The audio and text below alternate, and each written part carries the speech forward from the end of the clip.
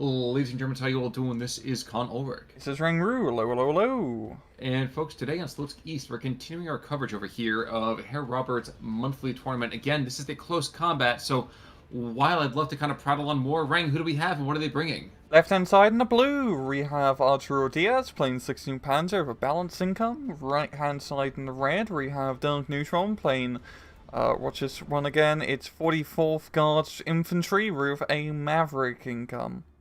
So guys, you might notice already, it's the standard kind of, I say standard, it's the new standard of basically balanced V Maverick here. And I said to Ranks before we went live, I'm a little bit nervous about the artillery, and you said what about the Germans? Well, they don't have much ground artillery, but they do have the aerial artillery for the Focke-Wulfs, and Dark Neutron has the off-map artillery, which is about to blow everything up. That's a very well timed.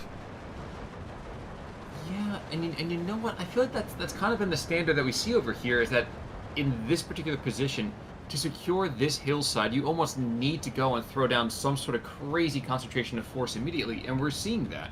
Yeah, it's like it's kind of like a semi-bridge fight, because you choke point the enemy in that little part of the hill, you bait them in, blow them up, and bugger them off.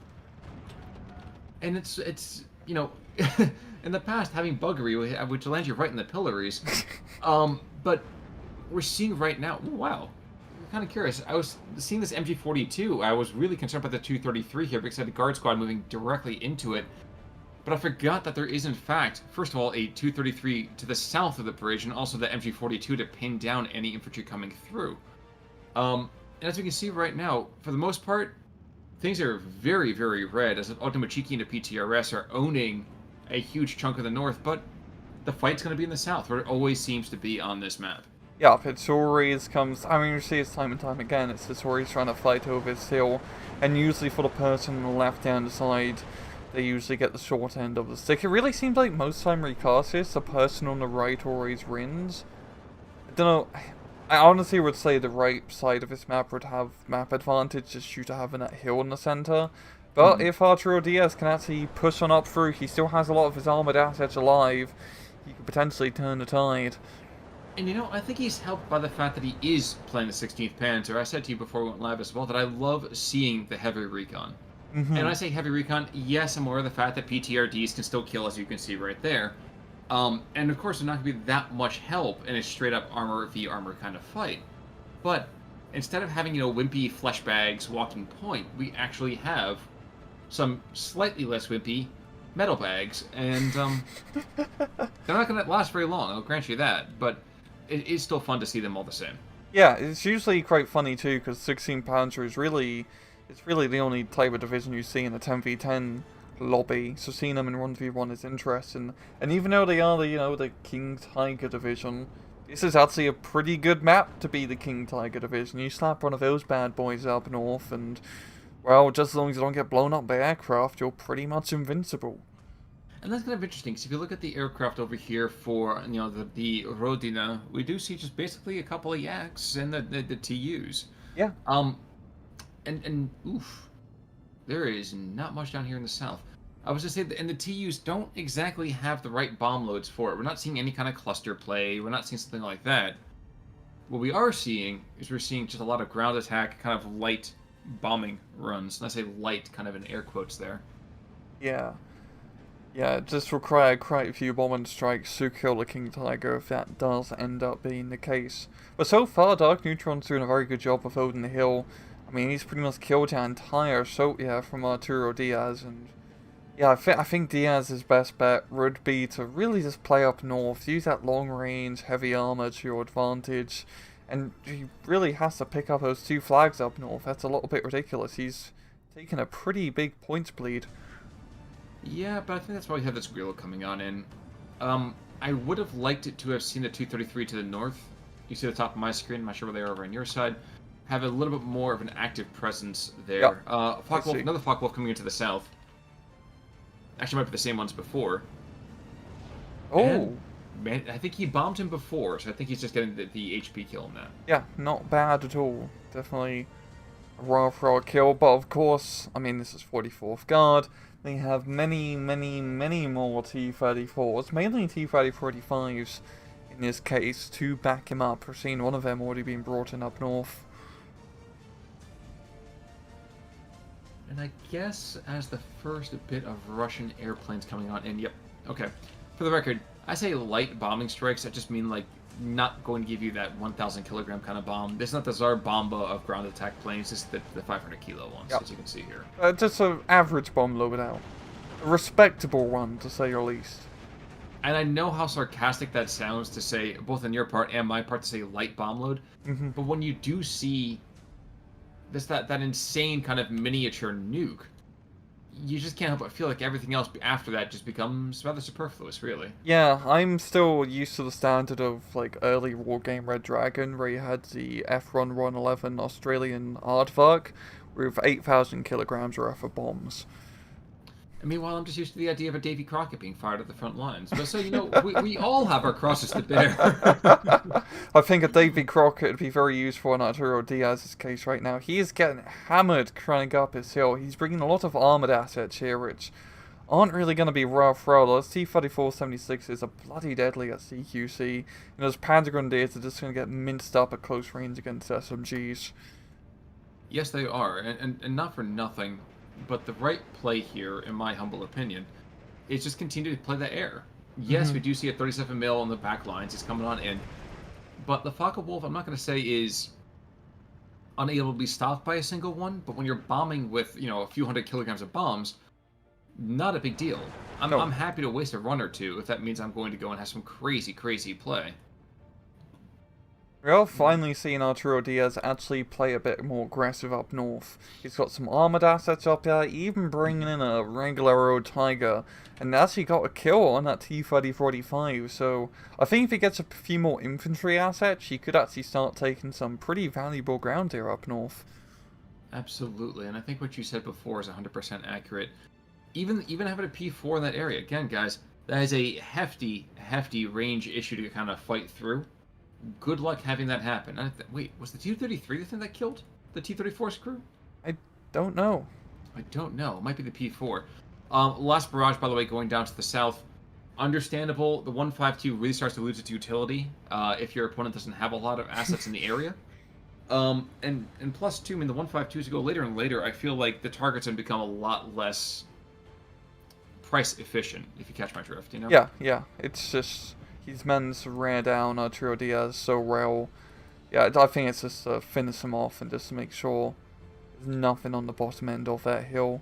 We're seeing quite a bit of air power here from Arturo Diaz, bringing in two Focke-Wulfs to, well, try and fuck the enemy. Yeah, and I think they are going to come just plow right on through the center of that position as well. Another ground attack coming in the Yak-3. Ooh, no, he turned away at the last second, so this is going to be a problem. We might see a dead Focke-Wulf here. We might. Yep. Yeah, turn radius. Good God. Jeez. That was a like sexy intercept. That looks like a freaking dancer. Of course, the German response not in time here. But that's okay, because while he has sacrificed a single plane to the south, the armored push beginneth in the north. Indeedeth. And he's actually going to be able to capture... If he can capture the flag with a 233 is, and then a little farm complex for the other 233 is, I'd give him that +1 point advantage. But he needs infantry. He needs that to take ground. He can't just push with armor by itself. One thing I'm actually kind of surprised by is that his barbecuing or his grilling down here hasn't quite got the support from a logistics perspective, I suppose, you know? I think what you mean to say is that you're surprised that it managed to live long enough to actually run out of ammunition. You know, I was thinking more from the kind of optimistic standpoint, with the cynical, and I appreciate that, because usually the shoe's on the other foot there. Not gonna get the TU-2S in time, but I think there is gonna be more than enough time for an intercept on this one. Yeah. Even that smoking Focke-Wulf is gonna be enough to take him out. No, Yak attack. That's okay. I'll sack to take out that Focke-Wulf, but not. Yeah, that was. Oh damn. Jeez. That was a silly loss. That was an Arturo. I mean, fortunately for me, he does actually have quite a few Well, he only has 2 fighter cards, but still that's pretty decent. He doesn't have a whole lot of ground-based AA. I mean, 16th Panzer is not well known for that, so he needs to be somewhat careful of his air power, because that's going to be pretty important, because like I said, doesn't have any artillery, he's going to need to use air artillery to be his artillery. Yeah, but there's getting to be enough ADA down south that bombing runs in the south anyway are going to become a bigger and bigger liability. Now, we know from our God vision of decks and all things tactical that there is only going to be 2 AA positions until now. In fact, it's definitely an opportunity to really just push the northern approaches here. So, going to be a bit of a hassle, but it is 12-12. Mm-hmm. So I suppose I can't be too harsh, even as another armored vehicle goes down to the south, a Stroke 3 this time. Yeah, Arturo's not in a terrible position. I mean, of course, it's now B phase, so Dark Neutron's Maverick income is going to come in pretty nice. But if he can keep up his 12-12 and continue his aggressive maneuvering up north, don't lose that Tiger tank for the love of God, I think Arturo could actually pull this through. He just needs to play for time.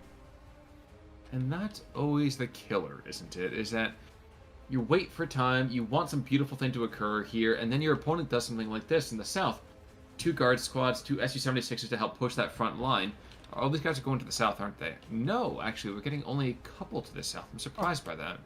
It's definitely a Recon underbelly of Arturio's line. Like, if Dark Neutron was to push heavy down south, he could... I think... Well, he can only really capture 1 flag reasonably down south. But that'd be enough to at least throw off Diaz elsewhere.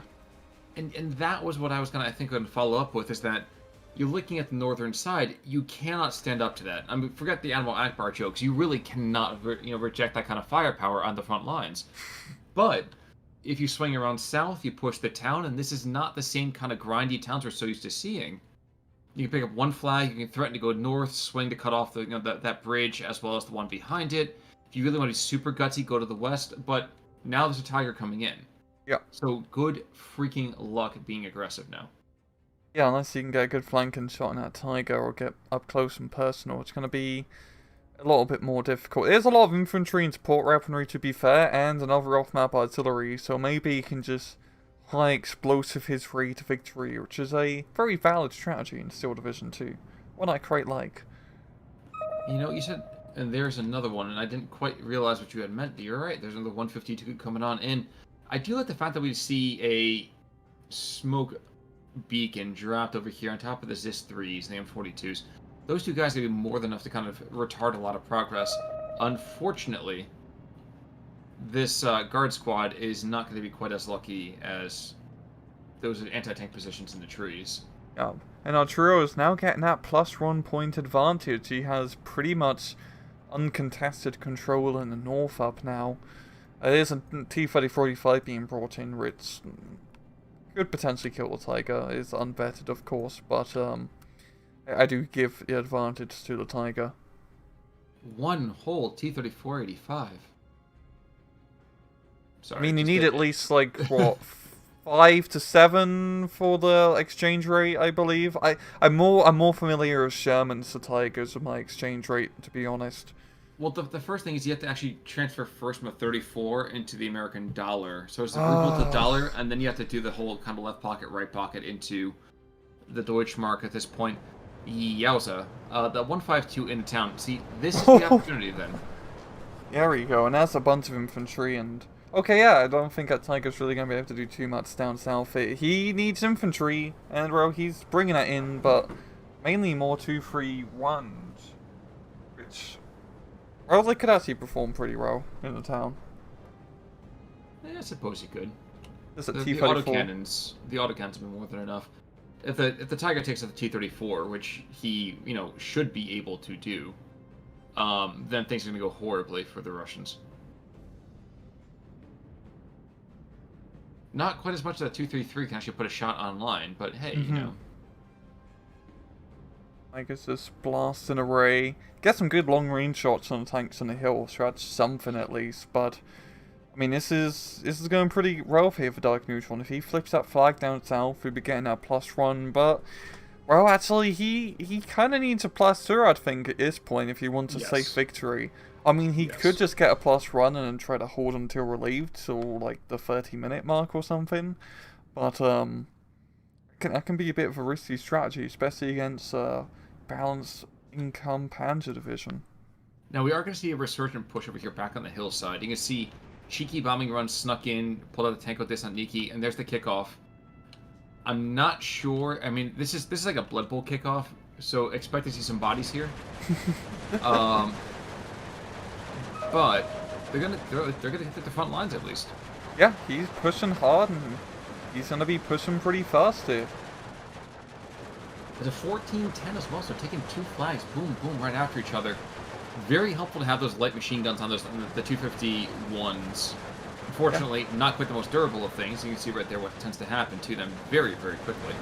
Yeah, they'll guard DPs are scary, not so much for the DPs, more for the PTRDs. Yes. Yes. And down to the south as well, we do see those autocannon 231s kind of, plying their trade. Biggest downfall of these guys is that their, 20 mil ammunition gets used so freaking quickly. Yeah. But usually they die before that happens, to be fair. Yeah, but that really shouldn't be your long-term logistics train. Is, you know what? We don't need to supply them in the first place. They'll be dead by the time they're done with it. Another TU2 coming on in. I think he's probably aiming for, yeah, he's aiming for that attempted breakout. He's gonna hit his own troops, but it still ain't gonna be pretty. Yeah, if our trio can actually make a good push up in the hill here and actually get past that initial choke point town area, you'd be in a good position, because really it's just like choke point, which is hard. Once you get more into the base of the hill, it'll become much more an even fight. Now, Wolf in the north, this is one of those doing? rocket ones. Oh, he's making a nice wide run. He's going for the deflection shot. Unfortunately, the 85 is going to go and just reset itself. I think actually engage that Tiger technically. The rockets are up and doesn't kill. Nope. Does not kill. Also avoided the anti-air fire by hooking up north.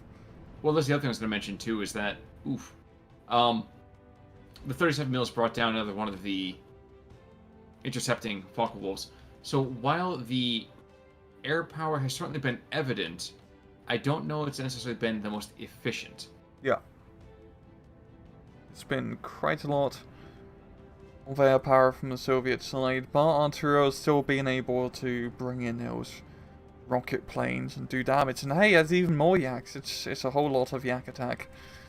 Well, Yaks herd together. I'm pretty sure I've seen that movie. Right? It's the mighty Yaks. I've never seen it. Well, yeah, they enter a drinking competition. It's kind of like Beer Fest, but with vodka. Oh. Yeah, and the Yaks herd together. So they're all hairy guys. They're all like the giant beasts. And this joke has really played itself out about 30 seconds ago. So we're gonna get back to the game. Yeah, things have definitely started to slow down a bit with Arturio's push. He hasn't managed to really get off that choke point, and he's paying for it by getting hit by a bunch of artillery, but he has tanks. He has lots and lots and lots and lots of tanks. Or actually not that many. I mean, he has lots of Tigers and Sea Phase, but Yes. not a whole lot of mediums. And still no King Tiger. We better see a King Tiger by the end of this match, or I'm going to be very upset, Arturo Diaz. I'm speaking to you personally. Wait. Come again? I lost it in all the Canadianness of that particular. Oh, I just want to see goddamn King Tigers. Yeah, but I'm gonna be very mad. I don't think it's gonna happen. It better happen. I would love to. I would love to see it. Truly, I would. I don't think it's going to. We are having this Tiger. It should be able. No, he can't see that. Line of sight's killing him. One down south. Yeah, like this is a target-rich environment. There we go. This is a Villa Bocage opportunities right here. Nope, never mind. We should come in pretty much near the last one of these artillery strikes, though, too, shouldn't we? Mm-hmm. There's quite a lot of off-map artillery dropped here from Dark Neutron. I don't know how much he has left. It feels like he's... Yeah, he only has 3 off-maps in his deck, and I feel like he's called all of them out. So probably just 1 or 2 strikes left. Yeah, he's pretty close to being tapped. Yeah. I have kind of enjoyed the fact... Yikes. I have enjoyed the fact that we've started to see very, very intentional flight plans from all of the aircraft. You see it right now that, especially for the Germans, desperate to avoid those 37 mils to the south, flying these kind of dogleg routes. It's really kind of cool. Yeah. It's not just like that, like, oh, it's going to call in one direction, we're set to go from there. I do quite like that micro quite a bit. But Dark Neutron has managed to pull it back. He's got a 15-9, getting that, well, okay, 14-10 now. Well, re-entered into C phase, and this is where the Maverick starts to dwindle quite a bit. Because they got pretty much half income compared to balanced. Yeah, and therein, as the Bard would say, lies the rub. Especially when your rub comes with a lot of strokes, a lot of P4s, and like you said, the potential to have a Königstiger. Yeah. Oh yeah, I forgot. The Königstiger is 290 points. And that's why I was pretty sure we're never going to see it. That's a pants sweating moment. That's a meme play at this point. Yeah, I believe they upped it to that price because of 10v10s, if I recall. That's like, considering you can get 2 Tigers for 1 King Tiger. You know, I guess that makes sense, because 2 Tiger runs make up 1 Tiger 2. Even in terms of raw weight, because that I would totally believe. Yeah. And numbers. True. If you get 4 of them together, you get a Tiger 4. And if you use a Moonstone, it becomes... Your Tiger is evolving into a mouse! There we go. I was trying to think what it was. Like, what can go in here? Meanwhile, the Faka Wolves have been dying consistently. Like, that's one of the rocket ones going down. And not really getting a lot of value for their costs. No, you're quite right in that regard. Seen more from our artillery from Dark Neutron. Not going to be hitting a whole lot yet, just trying to keep him off the hill. And our trio making a counter-attack into the southern town, using the 2-3 runs with great effect to knock out the Su-76s. Or attempt to knock them out. You know, what's the old line from Winston Churchill? Failure is not final, it's the... What's it? Something that the courage to continue that counts? Yeah, something like that. Well, sounds like a very Churchill line. The 16th Panzer must be very courageous. Because, geez, these guys have been dying in droves. I feel like there's been... I'm sure I'm incorrect, but it feels like the deaths have been so much more profligate on the German side as it has been from the 44th side of things. Yeah, and the tank losses are much more expensive as well, compared to just like T-34 76s and Guard DP spam. I think we also got the... we are out of artillery move by the 152s. Yeah. Yeah. Yep. Yeah. I always find it funny when people just rush up the 152s, like in the suicide move.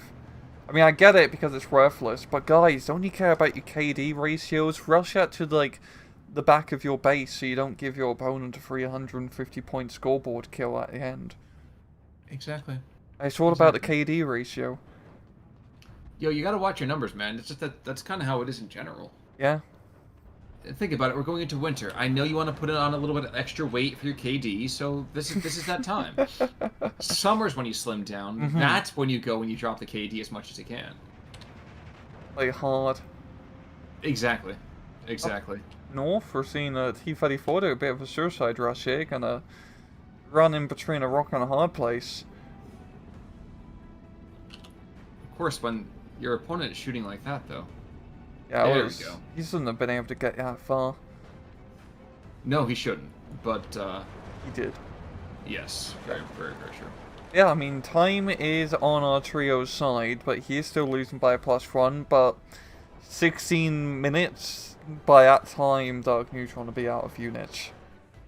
Oh, absolutely. I'd say, oh no, okay, Dark Neutron does have a C-phase card, to be fair, of infantry. Yes. Always, you need to hedge your bets and always take 1 C-phase rifleman card. But apart from that, it's all just B-phase. Well, that was the thing, a C-phase card. Yeah.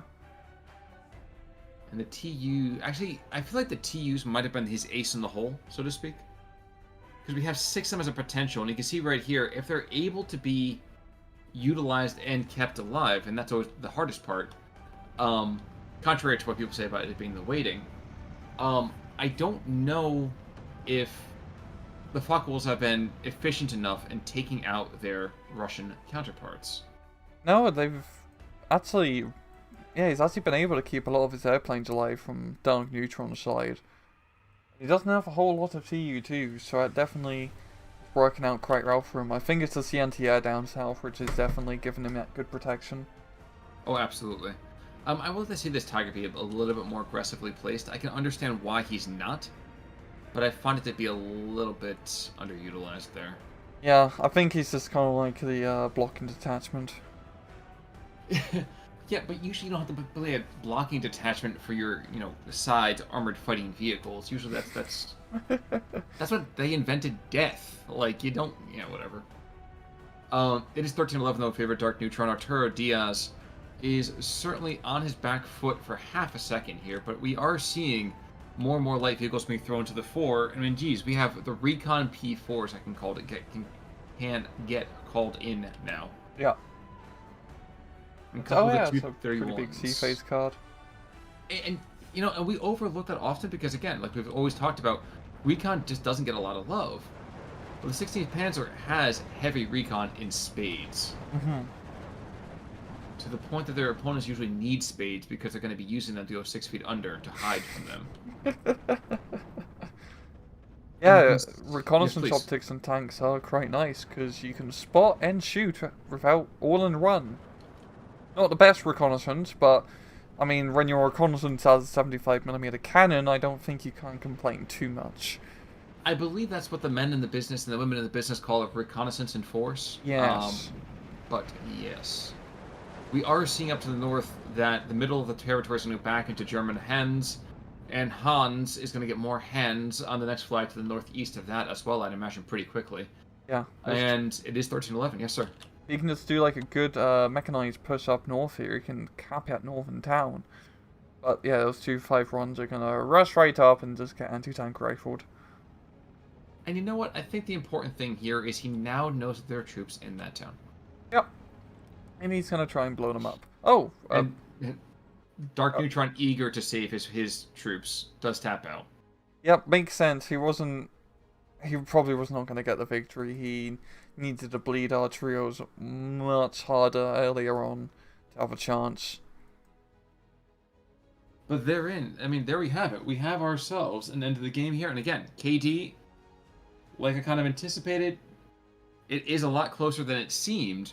But I think a lot of those kills probably happened a little bit closer to the end here as well. Yeah, if we're looking at the kills, nothing really exciting apart from he's like a half face. Does that make him like he's a Batman villain now? That'd be a pretty cool Batman villain name, half face. Half-ass. First he was Two-Face's like lesser known cousin. Yeah. Then he became the guy who's like Condiment King's sidekick. Yeah. the villain half-ass sets up his booby traps, but they always like break or fail because they're just like set up half-assed. Oh man, he gets it from like Acme. Yeah. Looking from the German side though, again, not a lot of really big, kind of shiny, really well done troops. Very respectable on both sides. Again, it's just the idea that as the 44th, you had to bleed the 16th Panzer a lot more than you did. Yeah, just a classic Maverick versus balanced income matchup. If you don't bleed him hard early, you're gonna bleed yourself out later on. Exactly. It's like you need leeches to get out all the bad blood. You need, more anti-tank to get rid of all the bad anti-tank vehicles, tanky vehicles. So Exactly. Yes. But with those words of wisdom, any final thoughts about today's game? No. Well, folks, I think we've tapped our wellspring of wisdom for today. Until Thursday, I'm Con Ulrich. I'm Rangru. Take it easy.